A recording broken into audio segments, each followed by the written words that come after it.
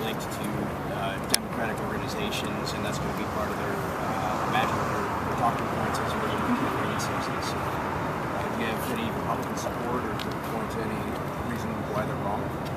Okay, so this is what I would say. The folks that are saying this is not the reform for Ohio are the folks that redrew the district lines. And they're the folks that like gerrymandering. They're the folks that like having control of that pen.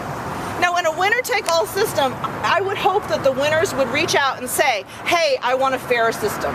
And this is their opportunity to do that. And we are reaching out to all different people to say, Republicans, Democrats, Independents, any of the other parties, please, we need your support. We need to get this out and get it on, on the ballot, and we need to have we need to have your vote on election day. Now, I think you can argue, of course, hey, some of the folks that are involved, they might be Democrats, but how silly. I mean, how really silly. All you have to do is look at the reform measure, which has 4 Republicans, 4 Democrats, 4 independents, and then gives really good criteria like compactness and competition. And, what are they going to say? Oh, we don't like the measure? No, they're going to point fingers. It's silly. As you move into the campaign season, how much money are you going to raise, and what's the... And do you want to take... Oh, now, as you can imagine, we are going to need to have resources to educate people about the importance of this campaign, and we are going to find those resources. We would never have taken this on. I don't know if you remember at the beginning of the year, we were like, okay, we have this idea, we'd really like to actually get on the ballot, but we need to make sure that we can find a way to the resources. So our game plan, of course, is boots on the ground, lots and lots of outreach, and a campaign that really is a voter-to-voter contact, and we will have the money to go beyond that, but that's the primary game plan. How, I guess, complicated is it to describe to people what this is about? Do you think that voters are going to be able to get it?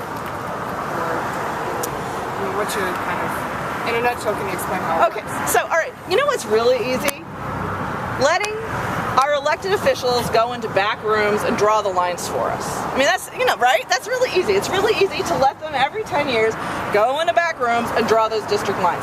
So, anybody who says, oh, this is a little complicated, well, okay, let's walk through this.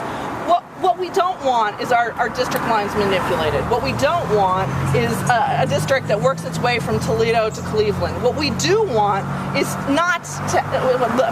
what we do want are districts that are competitive. What we do want are districts that are compact, where our communities together. And so I think that's the way you really talk about it. The simple way to describe this is, this puts voters in charge by creating an independent citizens commission, because we deserve fair districts now. And for too long, the foxes have been in the hen house.